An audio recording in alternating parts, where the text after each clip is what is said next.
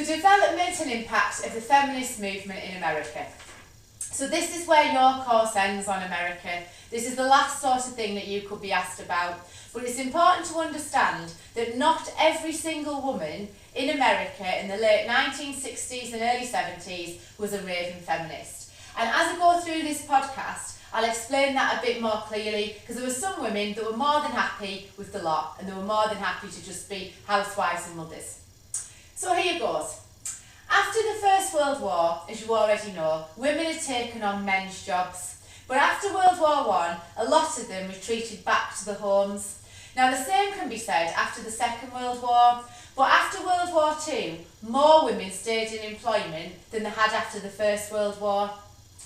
And the important thing about it is in the 1950s, the woman's place was still meant to be in the home, but they found independence during the Second World War, so it was difficult for some of them to just think, well, that's all I'm going to be again, just a wife and a mother. Even though some of them did accept that the men wanted the jobs back, so they would have to revert back to the homes. Now, in terms of jobs for women during the 60s, women earned 60% less than a man did for doing exactly the same job. So take from that what you will. There really was not anywhere near equal pay in terms of that. And also, 95% of managers were men. So if you wanted to be a manager and you're a woman, there was little or no chance that that would happen. The same is exactly the same for lawyers. 4% of women were lawyers. That's all it was. So only, in terms of lawyers, only 4% of them were women. Nobody else would get the chance to do that. So really, the law was run by men. And another thing that's important, in some jobs, women could be dismissed if they were married. Now, a few years before this started, that used to be true of teachers. But during the 1960s, if you were an air hostess, you had to be single. That's what they said. And if you got married, then you obviously had to give up your occupation, because they thought, oh, well, she'll get pregnant, she'll then want to be off work. And sometimes as well, if women were working and got pregnant, they were just simply dismissed from the jobs, and that was seen as acceptable in the 1960s.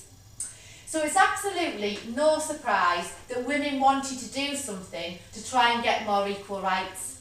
And this was running alongside the civil rights movement at the same time. And women thought, if black African Americans can get equal rights, then we should be fighting for our equal rights as well. So, what happened then? Well, The Feminine Mystique was written by Betty Friedan, and that's an important name for you to remember.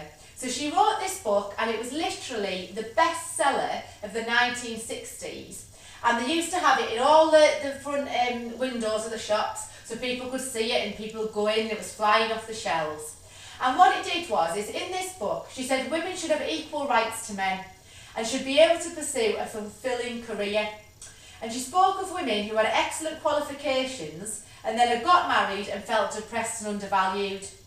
She even went as far as saying that the women saw the homes as concentration camps. And then actually many of them didn't just want to be wives and mothers. And as I said before, it became a bestseller. And in June 1963, partly because of this book, the Equal Pay Act was passed. So I know it sounds absolutely crazy that this book got all of this to happen, but it really was the start of the feminist movement. Women read this book and they felt empowered. They felt they wanted to do something to try and get more equal rights. Now, it didn't just stop there. Something else that was set up during the 1960s was a group called NOW. And what that was the National Organisation of Women. And it was made up of just over 40,000 members, but they tended to be middle-class women. So the middle-class women were really getting on the back of this, campaign for equal rights. Now, Friedan, the lady who wrote the book, The Feminine Mystique, played a role in this. And she demanded equal rights for women under American law. And in this group, in the National Organisation of Women, they had loads of things that they wanted to obviously happen. And one of them was the right to make your own decision over an abortion. At this point, it was illegal unless it was a danger to you to have the baby, or there could be some danger in terms of, what could happen to the child during the birth. But otherwise, it was totally illegal. And other women's groups at this time started up as well. So there was ones for African American women, so they got on the back of this as well. And collectively, all of these groups became as what is known as the feminist movement. And because a lot of women started to get involved in this, it obviously gave more weight to their cause. Now, remember, what I said is you need to make sure that you realise not every single woman was a raving feminist. And the important thing about this to remember is that laws did change for women, but some people's attitudes hadn't really. And not all of the women agreed with all these changes that were taking place, because when I start to talk about the Roe v. Wade case over abortions, not all the women agreed with that, and certainly all the men didn't. And many women were actually happy with the comfortable lifestyles. Yes, there was the women who were going and getting Playboy magazine and burning it in the middle of the street, saying it was a disgrace and everything, and the ones running into, all men's clubs and saying that, women should be allowed in here and things like that. So all these protests were going on, and women campaigning for, the group now on the streets. But there was quite a lot that were just really interested in equal pay, not about equality and everything. And as well, because America's very religious, a lot of them use the Bible to say that women should be inferior to men because Adam was born before Eve. So there was problems in terms of that as well. Jesus was a man. All of these arguments were going against women being seen as equal. And the working class women, they weren't as bothered about all of this type of thing. They just wanted to ensure that if they did a job like a man did it, then they got equal pay for that. So it was more the middle class that were pushing for this feminist movement.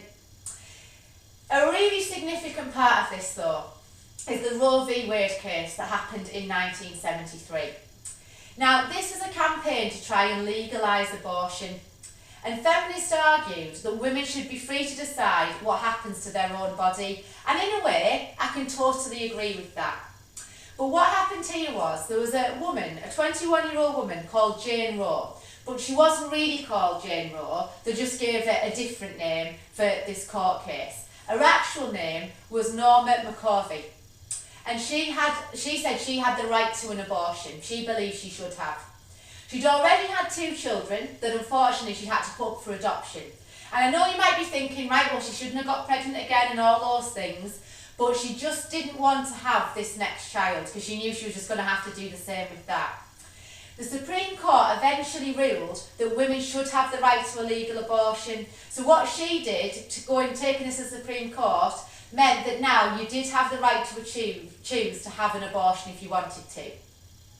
And as well, you also found that the Supreme Court ruled on other things for women, because something that they did is they said that contraception should be legally available to unmarried couples as well as to married couples. And that hadn't happened until the start of the 1970s. So I know it might sound absolutely ridiculous that we're talking about these things that are only sort of 40 years ago and people couldn't access contraception as easily as obviously people can now.